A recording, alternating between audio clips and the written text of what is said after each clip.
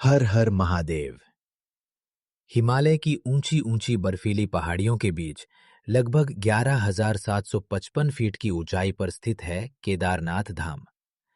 ये मंदिर भगवान शिव के 12 ज्योतिर्लिंगों में से एक माना जाता है। ये जगह इतनी कठिन है कि यहाँ पहुंचने के लिए आज भी लोगों को कई किलोमीटर पैदल यात्रा करनी पड़ती है। लोग कहते हैं कि यहाँ की हवा में भी भक्ति और शिव शक्ति का अनुभव होता है। लेकिन सवाल ये है कि आखिर ये मंदिर बना कैसे और भगवान शिव यहाँ क्यों प्रकट हुए? इसका जवाब हमें महाभारत की कहानी में मिलता है। महाभारत के बाद पांडवों की पश्चाताप यात्रा। महाभारत का युद्ध समाप्त हो चुका था। पांडवों ने युद्ध तो जीत लिया था, लेकिन उनके मन में एक भारी बोझ था, अपने ही भाइयों और रिश्तेदारों की मृत्यु का पाप। इस पाप से मुक्ति पाने के लिए पांडवों ने निश्चय किया कि वे भगवान शिव की शरण में जाएंगे। लेकिन भगवान शिव उनसे नाराज थे, क्योंकि महाभारत के युद्ध में बहुत ज्यादा विनाश हुआ था। इसलिए शिवजी उनसे मिलना नहीं चाहते थे। जब पांडव शिवजी को खोजते हुए हिमालय पहुंचे, तो शिवजी ने बैल नंदी का रूप धारण कर लिया। वे पहाड़ों में छिप गए ताकि पांडव उन्हें पहचान न सके। लेकिन भीम बहुत शक्तिशाली थे। उन्होंने उस बैल को पहचान लिया। भीम ने उस बैल को पकड़ने की कोशिश की। तभी अचानक वह बैल धरती में समाने लगा। भीम ने तुरंत उसकी पीठ पकड़ ली। कहा जाता है कि उस बैल की पीठ का हिस्सा केदारनाथ में प्रकट हुआ और वहीं पर बना केदारनाथ मंदिर। कहानी के अनुसार बैल के शरीर के अलग अलग हिस्से अलग अलग जगह प्रकट हुए। इन्हें पंच केदार कहा जाता है।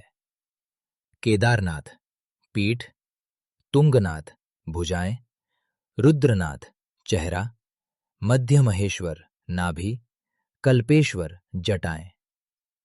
पांडवों ने इन सभी जगहों पर मंदिर बनवाए। समय के साथ ये मंदिर थोड़ा नष्ट हो गया था।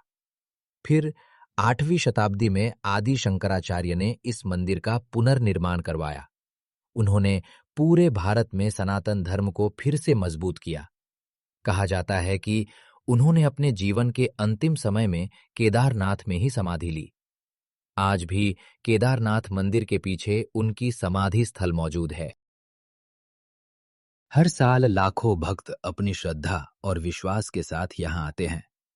लेकिन साल 2013 में ये पवित्र धाम एक ऐसी त्रासदी का गवाह बना जिसे आज भी लोग याद करके सिहर उठते हैं। बाढ़, भूस्खलन और चारों तरफ मौत का मंजर। कुछ ही मिनटों में बारिश ने भयानक रूप ले लिया। मंदाकिनी नदी एक राक्षस की तरह गरजते हुए केदारनाथ की ओर बढ़ने लगी।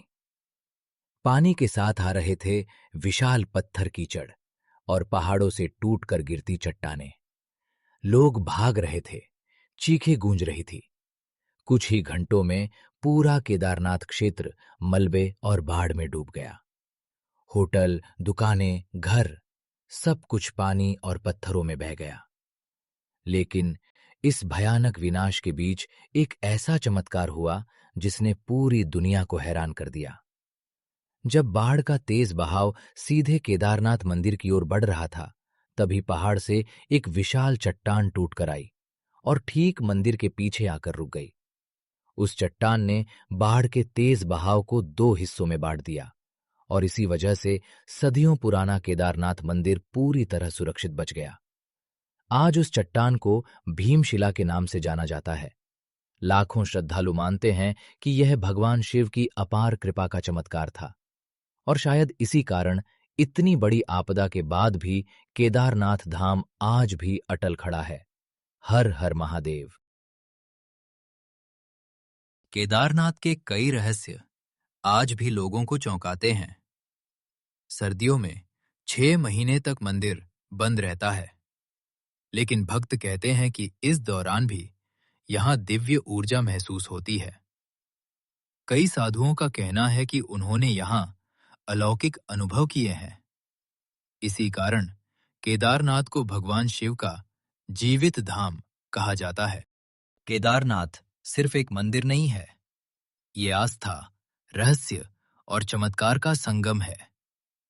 हर साल लाखों भक्त कठिन पहाड़ों को पार करके सिर्फ एक दर्शन के लिए यहाँ आते हैं, क्योंकि लोगों का विश्वास है कि जो भक्त सच्चे मन से बाबा केदारनाथ के दर्शन करता है, उसकी हर मनोकामना पूरी होती है। हर हर Mahadev. Subscribe channel at Funny Clip 79 मजाक से हटके।